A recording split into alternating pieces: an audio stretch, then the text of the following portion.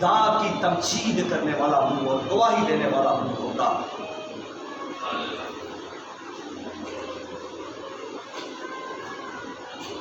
عید پینتیکوست کے دن روح القدس نازل ہوا، اور کلیسیا روح القدس کی پیدائش ہے۔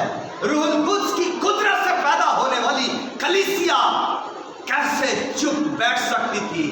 وہ 120 کی جماعت تھی جو روح القدس سے معمور ہو گئی، جن پر آگ سے پھٹتی ہوئی زبانیں جن کو دکھائی دیں اور پھر آ کر ان پر ٹھہر گئی، اور جن کو آسمانی زبانیں ملی ہوں، جن کو روح القدس کی زبانیں ملی ہوں، وہ کیسے چپ رہ سکتے ہیں؟ وہ کیسے حمد نہ کریں؟ وہ کیسے ورشپ نہ کریں؟ وہ کیسے گواہی نہ دیں؟ چاہے سولی پر چڑھا دو، کہیں آگ میں ڈال دو یا زنجیروں میں جکڑ دو، وہ زبانیں چپ نہیں رہ سکتی۔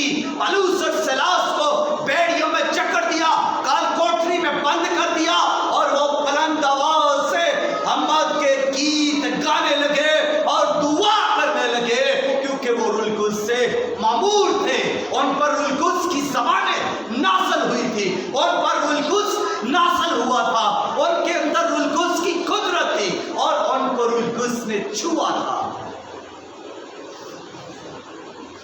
آج کی کلیسیا کو کیا ہو گیا؟ آج کلیسیا چپ، خاموش، عقلوں کی طرح خاموش ہے۔ زبانیں تو ہیں مگر بولتے نہیں، بچے بن بن کر بیٹھتے ہیں۔ ہمیں دعا کرنا نہیں آتی، ہمیں پرستش کرنا نہیں آتی۔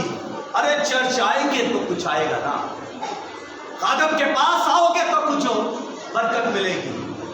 گھر میں بیٹھے رہو گے، گلیوں میں آوارہ پھرو گے یا بازاروں میں رہو گے تو کون سی دعا آئے گی؟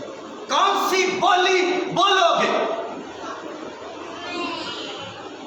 گلیوں بازاروں میں کون سی بولیاں بولی جاتی ہیں، وہی بولیاں بولو گے۔ اگر چرچز میں آؤ گے، اگر مذہبوں پر آؤ گے تو وہی بولی بولو گے جو خدا کی بولی ہے، جو خدا دے گا، جو روح القدس کی بولی ہے۔ اور یسوع مسیح نے اس شخص کے کانوں کو چھوا، یعنی اپنی انگلیاں اس کے کانوں میں ڈال دی، اور اس کے کان کھل گئے۔ اس نے کہا کھل جا، اور اس کے کان کھل گئے۔ اس نے اس کی زبان کو چھوا،